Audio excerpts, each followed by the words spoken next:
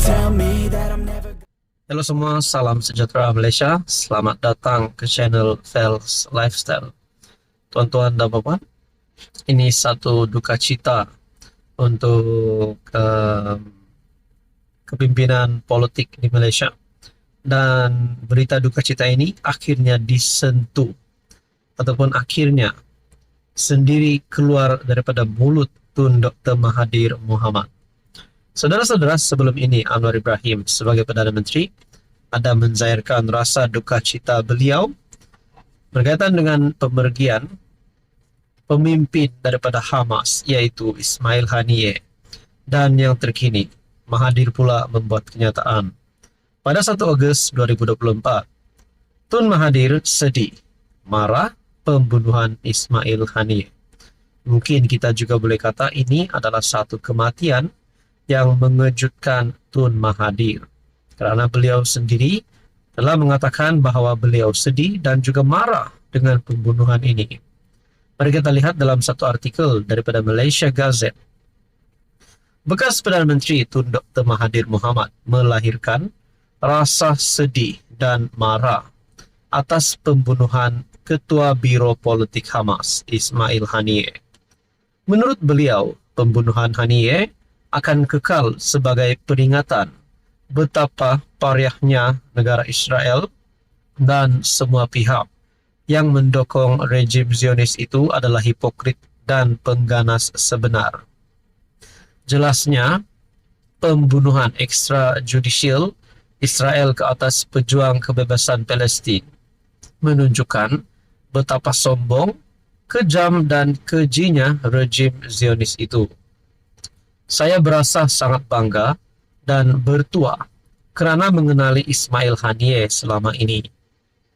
Perjuangan tanpa mengenal penat lelah dalam mendapatkan kebebasan Palestin yang ditunjukkan oleh Ismail Haniyeh adalah sesuatu yang seharusnya diteladani oleh para pejuang kebebasan. Palestin dan seluruh dunia telah kehilangan seorang pemimpin yang hebat dan seorang pejuang kebebasan, katanya dalam ucapan takziah yang disiarkan di laman sosial Facebook.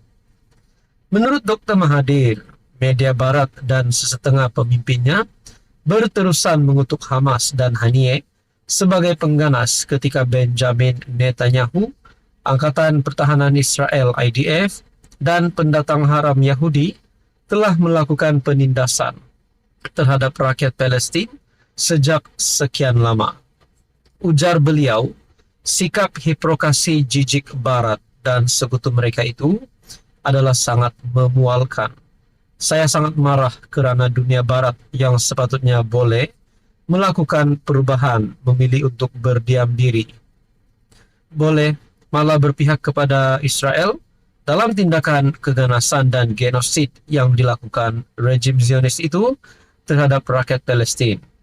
Bagaimanapun, ujar Dr. Mahathir, beliau masih berkeyakinan meskipun Israel mungkin telah membunuh Ismail Haniyeh, namun perjuangan pemimpin Hamas berkenaan tidak akan mati dan rakyat Palestin akan memastikan kematiannya tidak menjadi sia-sia. Tambah beliau, rejim Zionis mungkin telah membunuh Ismail Haniyeh, tetapi bukan idea dan apa yang diperjuangkan beliau. Kepada keluarga Ismail Haniyeh, terimalah ucapan takziah saya yang sedalam-dalamnya atas kehilangan seorang lelaki yang luar biasa. Kepada Hamas dan rakyat Palestin, Anda telah kehilangan seorang pemimpin yang hebat, seorang yang berani dan berpegang kepada keyakinan. Itulah menurut Tun Mahathir. Anda boleh lihat pada artikel Malaysia Gazette. Halo semua, salam sejahtera Malaysia, tuan-tuan dan puan. Selamat datang ke channel Fels Lifestyle. Terima kasih kerana terus setia dan bersama di dalam channel ini. Ini satu perkongsian. Ini adalah satu kredit baru dan pujian baru untuk kerajaan pimpinan Datuk Seri Anwar Ibrahim. Dan secara peribadi ini mungkin jadi penyebab kepada penyokong-penyokong PN akan melompat parti dan terus menyokong kerajaan Pakatan Harapan Barisan Nasional. Itu sudah pasti menjadi satu harapan kepada penyokong-penyokong PH. Satu laporan ataupun satu tulisan daripada Harapan Daily bertarikh 2 Ogos adik kakak, tahu tak ringgit kita makin beautiful. Semalam, Menteri Kewangan 2, Datuk Seri Amir Hamzah Azizan, menjangkakan ringgit terus menguku, dipacu oleh pertumbuhan ekonomi dan inisiatif kerajaan untuk menarik pelaburan. Susulan perkembangan positif itu, ramai yang menyambut baik berita berkenaan, termasuk seorang TikTokers yang menggunakan nama Kelantan Today. Dalam videonya itu, pemuda tersebut dilihat memuji kerajaan perpaduan yang dipimpin Perdana Menteri Datuk Seri Anwar Ibrahim. Adik kakak, tahu ke tak ringgit berbanding mata wang lain ini makin cantik, makin beautiful. Kita juga telah diiktiraf mata wang terbaik, dan lebih hebat lagi, yang kedua terbaik di Asia bulan lalu. Apa yang lebih penting bagi saya, adik-adik dan kakak-kakak, penganalisis meramalkan ringgit akan lebih menguku hingga ujung tahun ini, katanya. Bukan itu sahaja, malah lelaki berkenaan turut mengulas mengenai pelaburan asing yang semakin berkembang di negara ini. Lepas itu joyah dengan pelaburan semakin banyak masuk ini joyah. Malaysia sebenarnya sedang mendahului fasa perubahan besar sehingga keajaiban ini dibincangkan di pelbagai media antarabangsa. Kerajaan kita ni tak nampak gopo. Mereka sangat berhati-hati dalam mengejar kemajuan.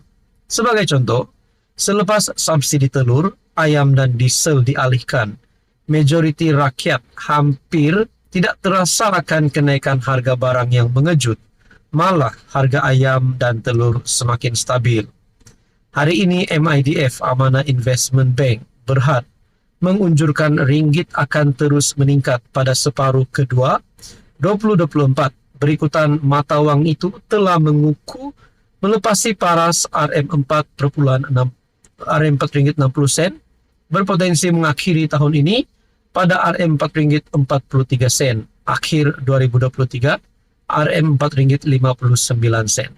Jadi kalau ini satu kredit baru untuk Anwar Ibrahim, kenapa masih ada yang cuba untuk jatuhkan Anwar? Kenapa masih ada pihak daripada pembangkang, daripada PN untuk membawa pelbagai isu untuk menjatuhkan Anwar Ibrahim? Sedangkan kita dapat lihat ini satu perkembangan terbaru ataupun satu berita baik untuk seluruh rakyat Malaysia. Jadi saudara-saudara, adakah dengan ini satu penyebab utama Anwar Ibrahim perlu dipilih lagi pada PRU 16 untuk menjadi Perdana Menteri dan mungkin pada PRU 17 dan seterusnya? Kalau ini berlaku, sekaligus menghancurkan harapan dan cita-cita musuh politik Anwar Ibrahim. Apa komen Anda?